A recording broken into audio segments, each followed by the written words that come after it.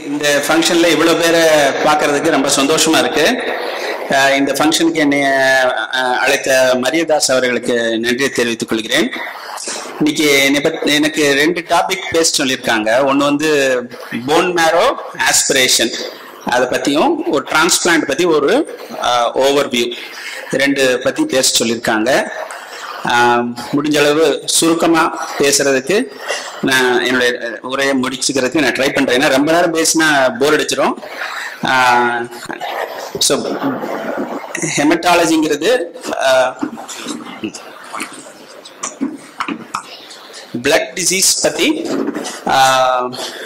பார்க்கக்கூடிய ட்ரீட்மெண்ட் பண்ணக்கூடிய ஒரு டிபார்ட்மெண்ட் தான் ஹெமட்டாலஜி. இதில் பிளட் செல்ஸ் நம்ம வந்து ஈஸியாக மைக்ரோஸ்கோப்பில் பார்க்க முடியும். மற்ற இதெல்லாம் வந்து நம்ம ஒரு சிம்டம்ஸோ ஒரு பிளட் கெமிஸ்ட்ரி ரிப்போர்ட்டோ அந்த மாதிரிலாம் பார்க்கலாம். இதில் நீங்கள் என்ன ப்ராப்ளம் இருக்கோ அந்த செல்ஸை வந்து நீங்கள் கண்ணால் பார்க்கலாம். கேன்சர் செல்னா அந்த கேன்சர் செல்லை மைக்ரோஸ்கோப் வழியாக பார்க்கலாம். ஸோ அந்த அளவுக்கு ரொம்ப ஒரு வித்தியாசமான ஒரு பிரான்ச்சு. அதில் லேப் டெக்னீஷியனாக இருக்கிற நீங்கள் வந்து ரொம்ப ஒரு பெரிய முக்கியமான பங்கு உங்களுக்கு இருக்கு. ஏன்னா எந்த ஒரு நோய் இருக்கு அப்படின்னாலும் ஃபர்ஸ்ட் நம்ம பண்ண போறது ஒரு ஹீமோகுளோபினோ ஒரு சிபிசியோ. ஸோ அது வந்து நம்ம வியாதி என்ன இருக்குங்கிறதுக்கு ரொம்ப முக்கியமான க்ளூ நமக்கு கொடுக்கும். ஸோ அதை நீங்க கண்டுபிடிச்சு கொடுத்தீங்கன்னா பேஷண்ட்ஸ்க்கு டாக்டர்ஸ்க்கு பெரிய ஹெல்ப்பா இருக்கும். ஸோ அதை உணர்ந்து நீங்க உங்களுடைய பாடங்களை படிக்குமாறு கேட்டுக்கிறேன். So phone marrow aspiration and biopsy, phone மேரோ test எதுக்காக பண்ணணும் அப்படின்னா, ரத்த சோகை இருக்குன்னா அது பண்ணணும். ரத்த சோகைக்கு நிறைய காரணம் இருக்கலாம். எந்த காரணம் நமக்கு தெரியல. சாதாரணமாக நம்ம பார்க்கக்கூடிய இரும்பு சத்து குறைபாடோ இல்லை விட்டமின் குறைபாடோ இல்லாத ஒரு வேற சிம்டம்ஸ் மாதிரி அனீமியா இருக்கு அப்படின்னா அது எலும்பு மஜ்ஜை பண்ணோம்னா, ஏன்னா எலும்பு மஜ்ஜையில தான் எல்லா ரத்த அணுக்களும் ஊறுது. சிகப்பணுக்கள், வெள்ளை அணுக்கள், தட்டணுக்கள். ஸோ இதுல குறைபாடுகளோ மாற்றங்களோ அதிக எண்ணிக்கையில் இருந்தாலோ குறைவான எண்ணிக்கையில் இருந்தாலோ ரத்தத்துல நம்ம ப்ராப்ளம் இருக்குன்னா போன் மேரோ டெஸ்ட் பண்ணி பார்த்தோம்னா என்ன ப்ராப்ளம் நம்ம கண்டுபிடிக்க முடியும். WBC ரொம்ப அதிகமாவோ இல்ல ரொம்ப கம்மியாவோ இருக்கு, என்ன காரணம் தெரியல. இப்போ ஒரு இன்ஃபெக்ஷன் காய்ச்சல் வருதுன்னா கொஞ்சம் வெள்ளை அணுக்கள் கூடலாம். இன்ஃபெக்ஷன் சரியானோடனே திரும்பி நார்மல் லெவலுக்கு வந்துடும்.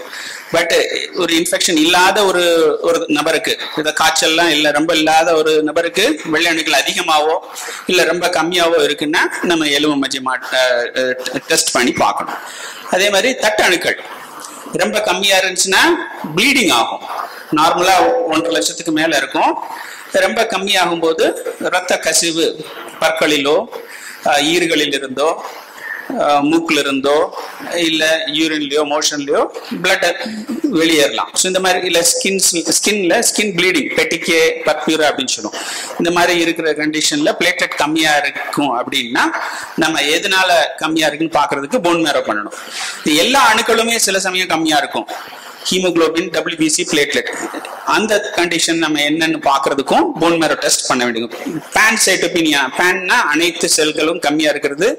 ஹீமோகுளோபின் 10 கீழே, WBC 4000 கீழே, பிளேட்லெட் 1 லட்சத்துக்கு கீழே இருக்கு அப்படின்னா பான்சைட்டோபினியா சொல்லுவோம். அதுக்கு என்னென்ன காரணம் இருக்கும் அப்படின்னு பார்க்க ஒரு சிம்பிள் லிஸ்ட் கொடுத்துருக்கேன். ஏப்ளாஸ்டிக் அனீமியானா போன் மேரோ ஃபெயிலியர், சரியா ப்ரொடக்ஷனே இல்லை, ஃபேக்டரி வேலை பார்க்கல. Leukemia, cancer. Myelodysplastic syndrome, abnormal cells இருக்கும் போன் மேரோல. மைலோஃபைப்ரோசிஸ், அப்புறம் லிம்போமா, நெறிக்கட்டியில் வரக்கூடிய புற்றுநோய் எலும்பு மஜ்ஜையில போய் இன்ஃபில்ட்ரேட் ஆயிருந்ததுனாலும் நமக்கு எல்லா அணுக்களும் குறையலாம். ஸோ அணுக்கள் கம்மியா இருந்தா கேன்சரா இருக்காது அப்படின்ற இது அவசியம் கிடையாது. கிட்டத்தட்ட 50% ரத்த புற்றுநோய் இருக்கவங்களுக்கு அணுக்கள் நார்மலா, வெள்ளை அணுக்கள் நார்மலாவோ இல்லை கம்மியாவோ இருக்கும். நாட் ஆல்வேஸ் வெள்ளை அணுக்கள் அதிகமா இருக்கணும்னு அவசியம் இல்லை.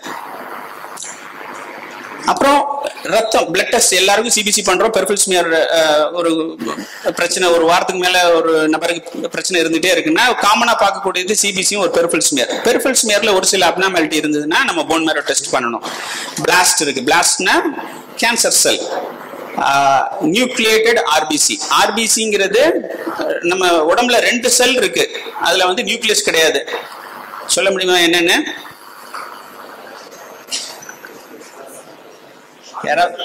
RBC இன்னொன்னு பிளேட்லெட். வெரி குட் சார், நல்லா சொல்லிட்டாரு. ஸோ இந்த ரெண்டு செல்ல வந்து நியூக்ளியஸே இருக்காது.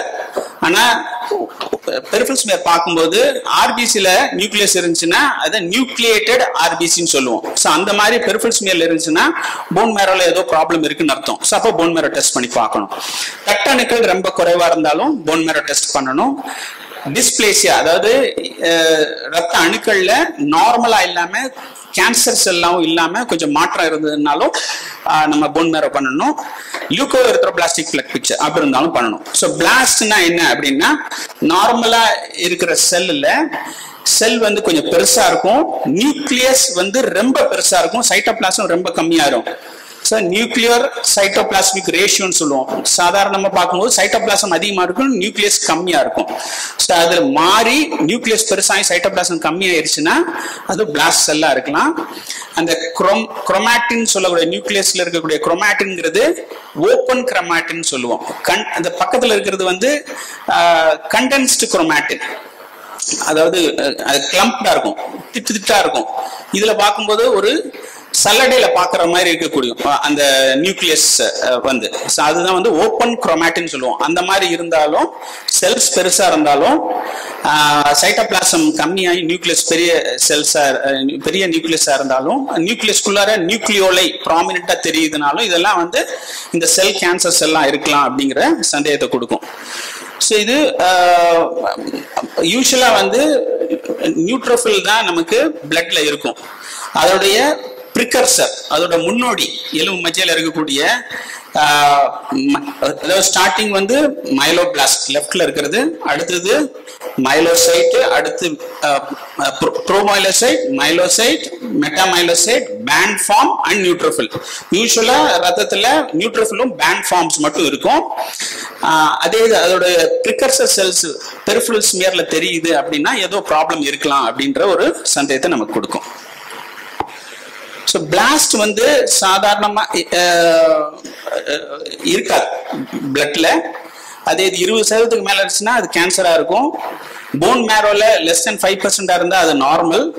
5 to 19% மைலோடிஸ்பிளாஸ்டிக் சிண்ட்ரோம் சொல்லுவோம். ஒரு சில ஜெனடிக் அப்நார்மாலிட்டி இருந்தா ஈவன் லெஸ் தென் 20% இருந்தாலும் அது லுக்கீமியான்னு சொல்லுவோம். அது அடுத்து டிஸ்கஸ் பண்ணிக்கலாம். ஸோ இது வந்து பிளாஸ்ட் வந்து ரெண்டு டைப், AML இன்னொன்று ALL. AMLங்கிறதுல வந்து சைட்டோபிளாசம் கொஞ்சம் நிறைய இருக்கும், கிரானியூல்ஸ் இருக்கும், ஆயர் ராட்ஸ் அப்படின்னு சொல்லுவோம். பிங்க் கலர்ல ஒரு ராட்ஸ் இருக்கும், அது வந்து AML, அதாவது மைலோபிளாஸ்ட்னு சொல்லக்கூடிய பிளாஸ்ட் செல். அதே இது ஆயர் ராட்ஸ் நிறைய பண்டில் மாதிரி இருந்துச்சுன்னா அது ஒரு particular type of AML, APML சொல்லுவோம். இது வெரி இம்பார்ட்டன்ட், ஏன்னா ஹை சான்ஸ் ஆஃப் கியூர். சாதாரணமா AMLனா 60% 70% சான்ஸ் ஆஃப் கியூர். அதே இது AML M3, அதாவது அக்யூட் ப்ரோமைலோசிஸ் லுக்கீமியானா more than 90% chance of cure.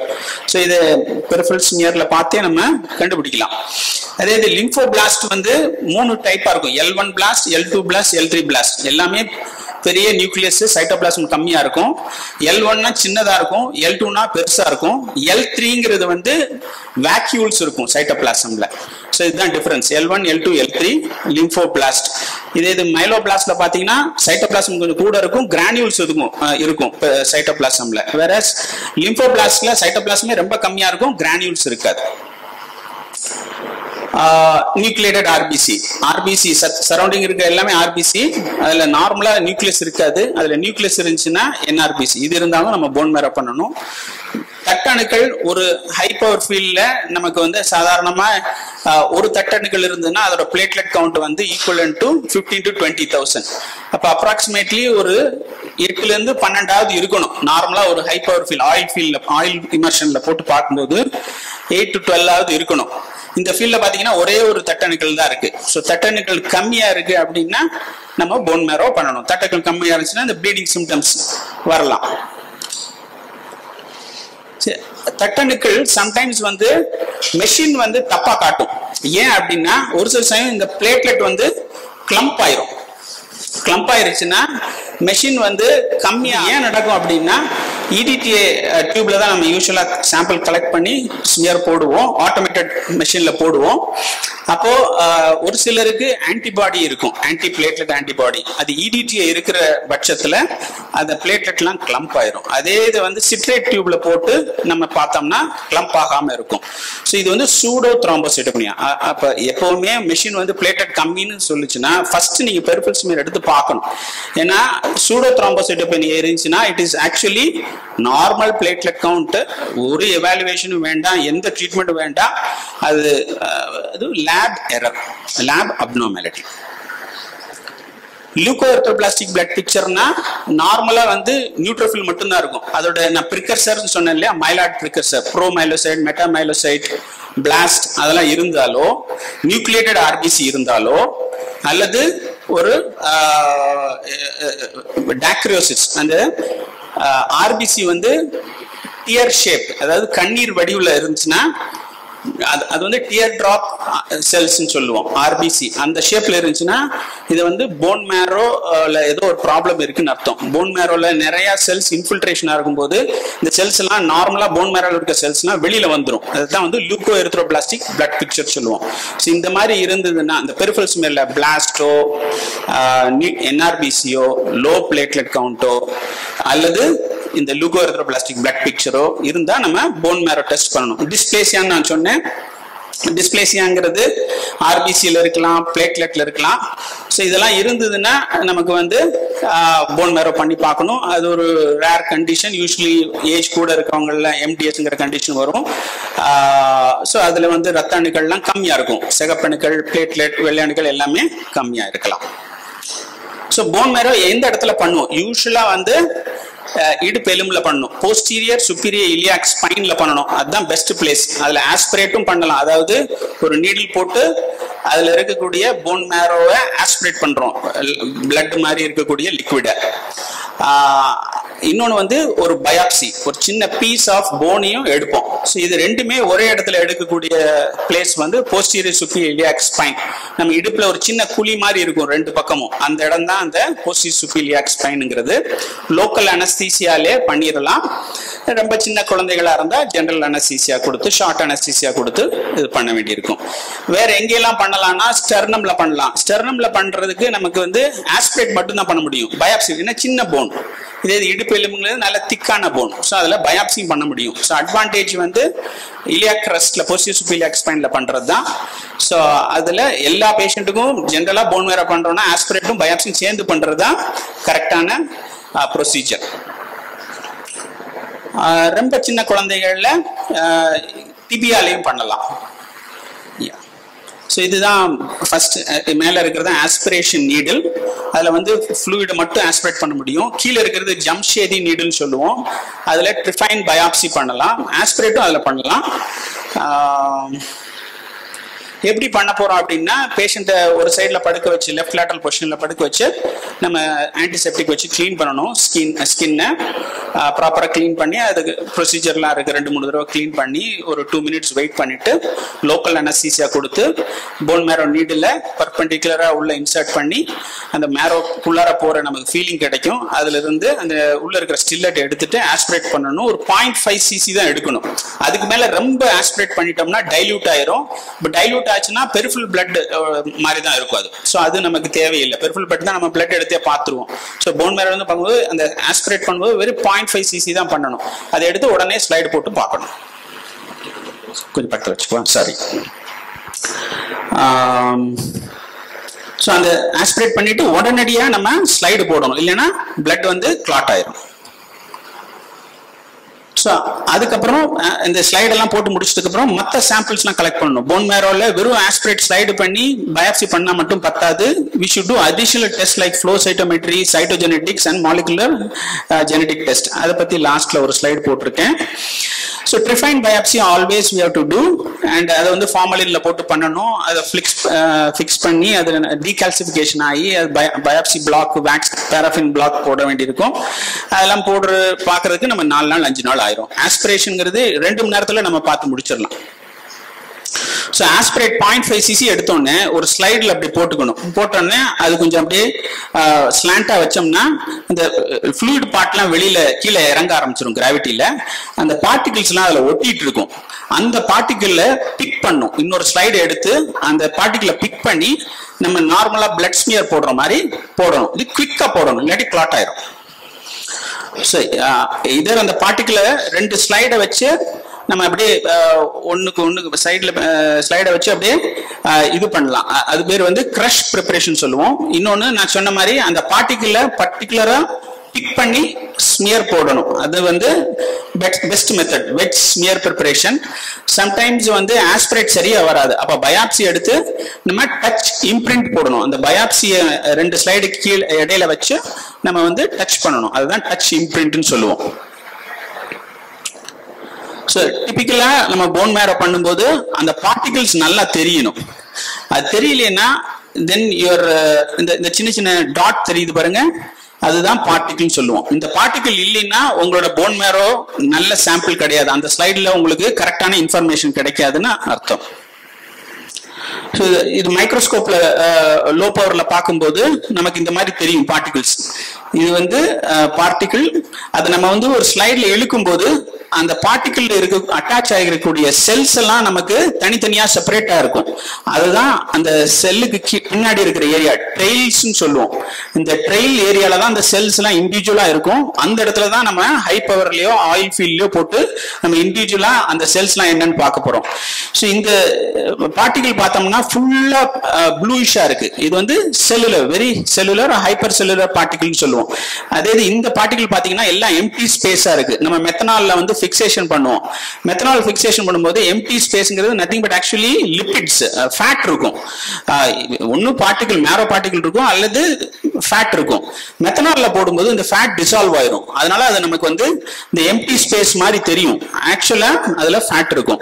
So இது வந்து ஹைப்போ செல்லுலர், இது வந்து ஹைப்பர் செல்லுலர் பார்ட்டிகிள். இது வெரி இம்பார்ட்டன்ட்.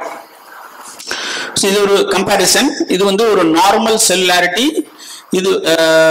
இது வந்து ஹைப்பர் செல்லுலர் பார்ட்டிகிள், இது வந்து ஹைப்போ செல்லுலர் பார்ட்டிகிள். இந்த பார்ட்டிகிள் இல்லைன்னா ஒரு ஸ்லைடு வந்து கரெக்டான ஸ்லைடு கிடையாது, கரெக்டான ரிப்போர்ட் உங்களுக்கு கிடைக்காது. அந்த திக்னஸ் ஆஃப் த பார்ட்டிகிள் வச்சு தான் அதோட செல்லுலாரிட்டி நம்ம டிசைட் பண்றோம். அல்டிமேட்டா ட்ரிஃபைன் பயாப்சி பார்த்து தான் நம்ம செல்லுலாரிட்டி ஃபைனலைஸ் பண்ணுவோம். ஒரு பேஷண்ட்டுக்கு நம்ம பார்க்கணும், அட்லீஸ்ட் ஒரு 3 ஸ்லைடாவது பார்க்கணும். And each slide should have at least minimum 3 particles.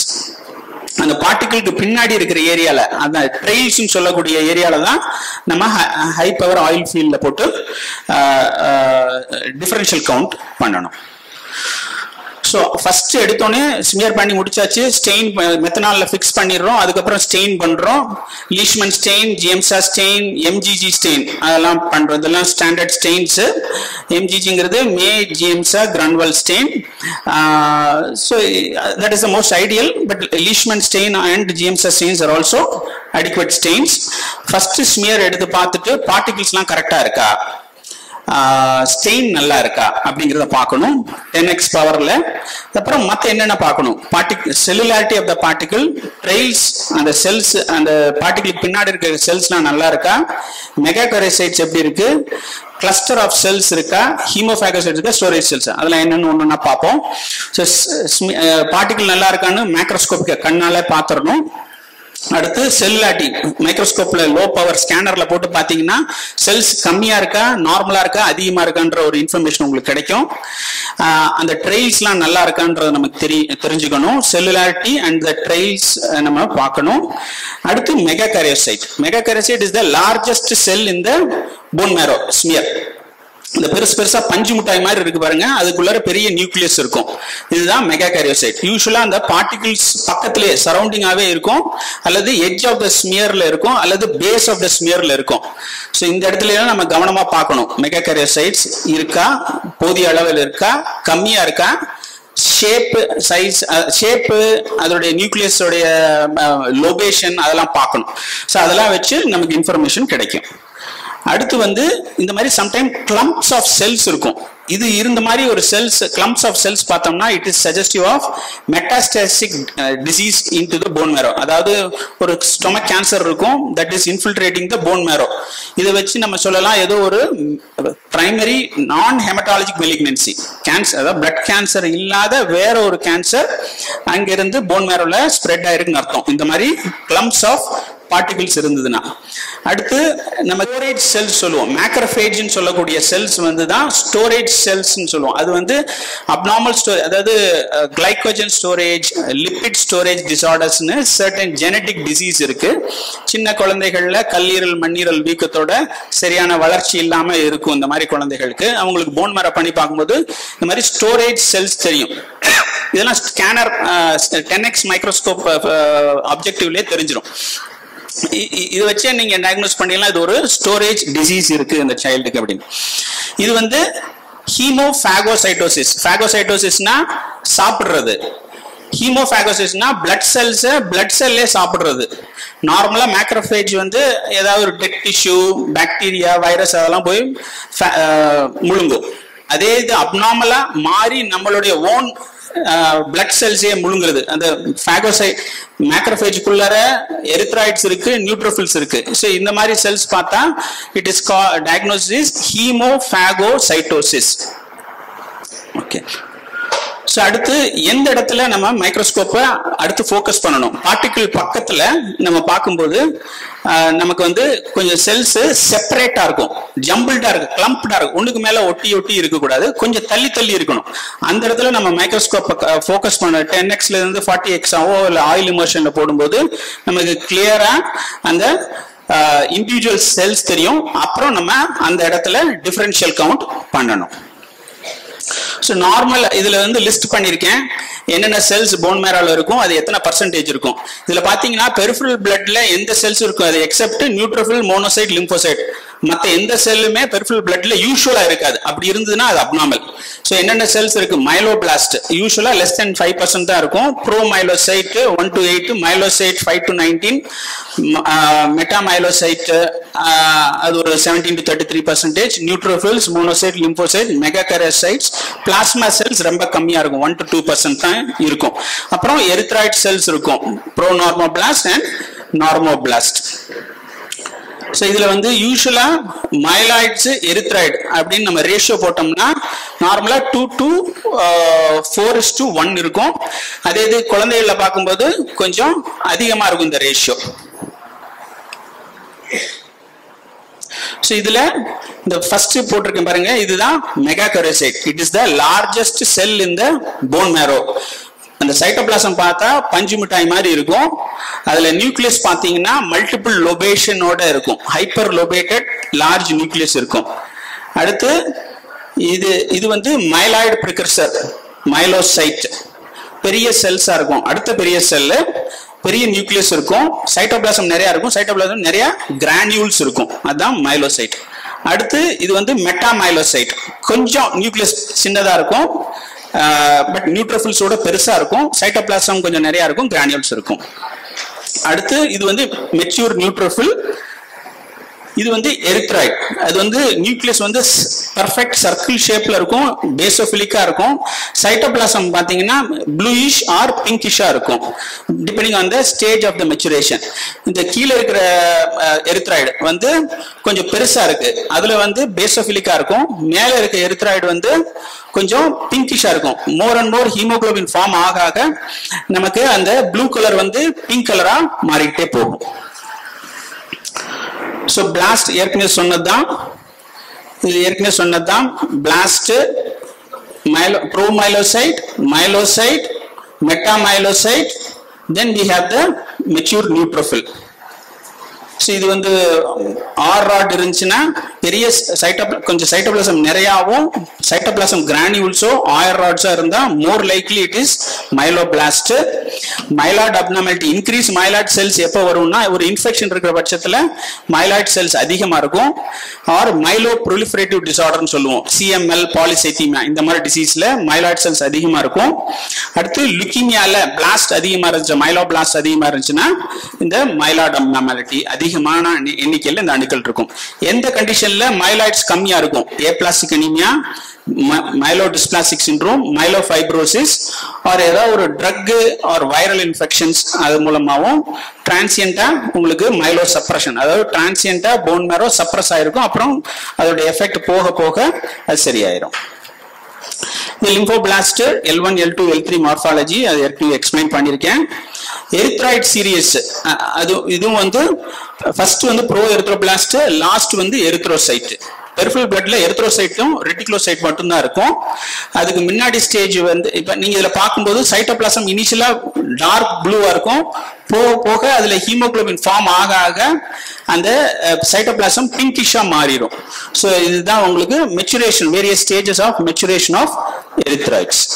So erythroid abnormality increased decreased. Increased எப்பப்பெல்லாம் எரித்ராய்டு அதிகமா இருக்கும், ஒரு பிளட் லாஸ் இருக்கு, ஒரு ப்ளீடிங் இருக்கு, ஒரு ரோட் டிராபிக் ஆக்சிடென்ட் நடக்குது, ஒரு மெனரேஜியா மோஷன்ல பிளட் போயிட்டு இருக்கு, அந்த மாதிரி பேஷண்ட்ஸ்ல அதிகமா பிளட் ஃபார்ம் ஆகணும். ஸோ எரித்ராய்டு கூடும்.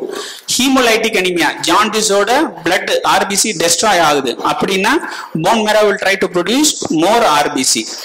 மைலோடிஸ்பிளாஸ்டிக் சிண்ட்ரோம்லயும் எரித்ராய்ட்ஸ் இன்க்ரீஸ் இருக்கும். டிக்ரீஸ் எப்பப்ப இருக்கும்? அப்நார்மல் செல்ஸ் அதிகமாகும் போது நார்மல் செல்ஸ் எல்லாமே கம்மியாகும். ஸோ லுக்கீமியால கம்மியாகும், லிம்போமால கம்மியாகலாம். பியோர் ரெட் செல் ஏப்ளேசியா எரித்ராய்டு மட்டும் கம்மியாகும், மற்ற மைலாய்ட்ஸும் பிளேட்லெட்டும் நார்மலா இருக்கும். ஏப்ளாஸ்டிக் அனிமியா அதுல எல்லா செல்ஸும் எரித்ராய்டு, மைலாய்டு, மெகாகரைசேட் மூணுமே கம்மியா இருக்கும். So MDS க்கு வந்து there are multiple features. அதுல dysplastic இது examples of pictures of abnormal erythroid cells தான் predominant அதுல போட்டிருக்கேன். அந்த நியூக்ளியஸ் ஆஃப் எரித்ராய்டு வந்து சிங்கிளா சர்க்குலரா இருக்கும். இங்க பாத்தீங்கன்னா மல்டிபிள் நியூக்ளியஸ் இருக்கும், மல்டி லோபேட்டடா இருக்கும், பிரிட்ஜிங் இருக்கும், ரெண்டு நியூக்ளியஸ் ரெண்டு செல் செப்பரேட் ஆகிற மாதிரிலாம் இருக்கும், கிளம்பிங் ஆஃப் த குரோமாட்டின் இருக்கும், பேசோஃபிலிக் ஸ்டிப்லிங் இருக்கும். ஸோ இந்த மாதிரி எல்லாம் இருந்ததுன்னா these are evidence of dysplastic cells in the bone marrow. இதை வச்சு நம்ம மைலோடிஸ்பிளாஸ்டிக் சிண்ட்ரோம் இருக்கான்னு நம்ம கண்டுபிடிக்கலாம். அடுத்து பிளாஸ்மா செல்ஸ். இது பாத்தீங்கன்னா எக்ஸென்ட்ரிக் நியூக்ளியஸ் இருக்கும்.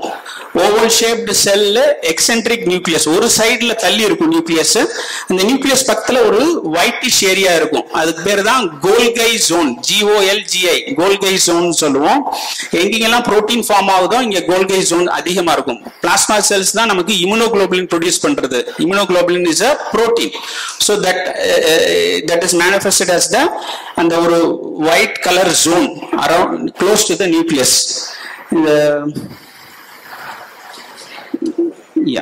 இந்த நியூக்ளியஸ் பக்கத்துல ஒரு ஒயிட் கலர் ஜோன் இருக்கு பாத்தீங்களா, இதுதான் கோல்கை ஜோன். ஸோ இது வந்து டிபிக்கல் பிளாஸ்மா செல். நார்மலா 1 to 2% தான் இருக்கும். இதுல ரொம்ப அதிகமா பிளாஸ்மா செல்ஸ் இருக்கு. இதுல எந்த கண்டிஷன்ல பிளாஸ்மா செல்ஸ் அதிகமா வரும்? அதிகமான காமனா இன்ஃபெக்ஷன் இருந்தா அதிகமான பிளாஸ்மா செல்ஸ் இருக்கும், ஒரு 10-20% இருக்கும்.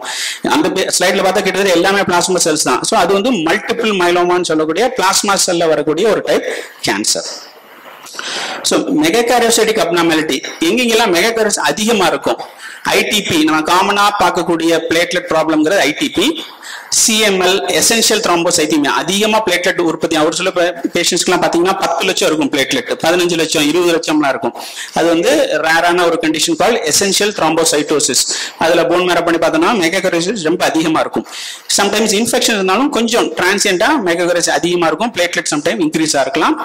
மைலோஃபைப்ரோசிஸ்ங்கிற ஒரு கண்டிஷன்லயும் மெகாகாரியோசைட் அதிகமா இருக்கும், கிளம்ப்டா இருக்கும், அப்நார்மலா இருக்கும்.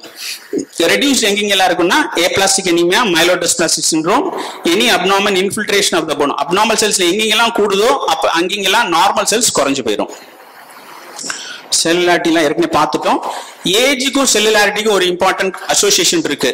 ஒரு சின்ன குழந்தை 1 year சைல்டு இன்ஃபேண்டோட செல்லுலாரிட்டி பார்த்தோம்னா 100%ங்கிறது நார்மல். அதே இது ஒரு 80 years தாத்தாக்கு நம்ம ஒரு போன் மேரோ பண்றோம்னா அவரோட செல்லுலாரிட்டி வந்து 20% இருந்தா 20% ஆஃப் த அளவுல செல்ஸ் இருந்து 80% ஃபேட் செல்ஸ் இருந்தாலே அது நார்மல் தான். அவரோட ஏஜுக்கு அது நார்மல். சிம்பிள் ரூல் வந்து என்னன்னா செல்லுலாரிட்டி அசஸ் பண்றதுக்கு 100 மைனஸ் ஏஜ். இப்போ 80 yearsனா 100 மைனஸ் 80ங்கிறது 20% அவங்களுடைய செல்லுலாரிட்டி இருந்தாலுமே, அதாவது அந்த பார்ட்டிகிள்ல பார்க்கும்போது 20% ப்ளூ கலர்லயும் 80% ஒயிட் கலர்லயும் இருந்துச்சுன்னா அது நார்மல் ஃபார் தட் ஏஜ். அதே இது 1 year சைல்டுக்கு அதே மாதிரி இருந்துச்சுன்னா அது வந்து ஹைப்போசெல்லுலர், அது வந்து ஏப்ளாஸ்டிக் அனீமியாவா இருக்கும். ஸோ ஏஜ் வச்சு தான் நம்ம செல்லுலாரிட்டியை ஜட்ஜ் பண்ணணும். இது ஒரு example of bone marrow with normal cellularity versus hypocellularity. கம்ப்ளீட்டா ஆப்சென்டா இருக்கு, எல்லாம் எம்டி செல்ஸா இருக்கு, ஃபேட் செல்ஸா இருக்கு. அது வந்து ஏப்ளாஸ்டிக் அனீமியா, இது வந்து normal bone marrow. Special stain என்னென்ன யூஸ் பண்ணலாம் அப்படின்னா MPO, PAS, அயன் ஸ்டெயின், இது 3 காமனா யூஸ் பண்ணுவோம். MPOங்கிறது மைலோபிளாஸ்ட் ஸ்டெயின் பண்ணும். இந்த லெஃப்ட் சைடுல இருக்கிறது நார்மல் ஸ்டெயினிங், ரைட் சைடுல இருக்கிறது MPO ஸ்டெயின். கிரே அப்டேக் ஆச்சுன்னா மைலோபிளாஸ்ட்ல அது அப்டேக் இருக்கும். PAS stain வந்து lymphoblast, sometimes they will pick up the PAS staining, and the block positivity ன்னு சொல்லுவோம். இந்த ரைட் சைடுல இருக்கிற பிக்சர்ல புள்ளி புள்ளியா பிளாக்கா இருக்கு இல்லையா, அதுதான் பிளாக் பாசிட்டிவ் PAS. இது இருந்ததுன்னா இது வந்து லிம்போபிளாஸ்ட் கன்ஃபார்மா சொல்லலாம். அயன் ஸ்டெயினிங் வந்து நம்ம பாடியோட அயன் கண்டென்ட் எவ்வளவு இருக்குன்னு பாக்குறது. பிளட்ல வந்து அயன் ஸ்டடிஸ் பண்ணலாம், ஃபெரிட்டின் பண்ணலாம். But gold standard test for assessing bone the iron stain store of the body is bone marrow iron staining. அது pearl stain சொல்லுவோம். இதை வச்சு அந்த ஸ்டெயினிங் இன்டென்சிட்டி வச்சு கிரேடிங் பண்ணலாம். கிரேட் 1 to 6 வரைக்கும் இருக்கு. ரொம்ப கம்மியா இருந்துச்சுன்னா அயன் டெஃபிஷியன்சி, ரொம்ப அதிகமா இருந்துச்சுன்னா இன்க்ரீஸ்ட் அயன் இன் த பாடி கண்டென்ட்னு அர்த்தம். ஸோ இது அயன் ஸ்டெயின் பண்ணும்போது ஆர்பிசி ஓட நியூக்ளியஸை சுத்தி ஒரு ரிங் மாதிரி ப்ளூ பேர்ல் ஸ்டெயின் இருக்கும். இது பேர் தான் ரிங் சிடரோபிளாஸ்ட். இது இருந்ததுன்னா யூஸ்வலி இது மைலோடிஸ்பிளாஸ்டிக் சிண்ட்ரோம் அப்படிங்கிற கண்டிஷன் இருக்கலாம். So that is the importance of this stain.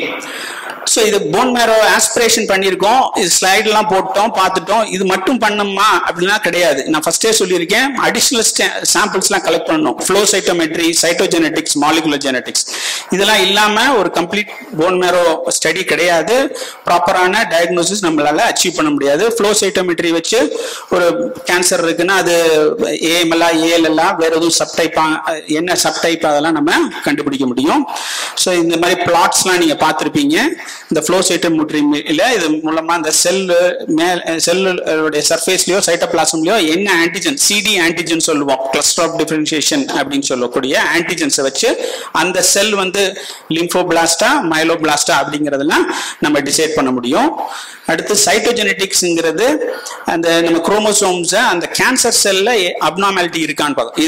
இது சைட்டோஜெனட்டிக் அப்நார்மல்னா அவங்களுக்கு ஜெனட்டிக் டிசீஸ் இருக்குன்னு அர்த்தம் கிடையாது. நார்மலா இருக்க செல்ல இருக்கக்கூடிய ஜீன்ஸ் வந்து அப்நார்மலா மாறும்போது, மியூட்டேஷன் ஆகும்போது அந்த செல் நார்மல் செல் கேன்சர் செல்ஸா மாறுது.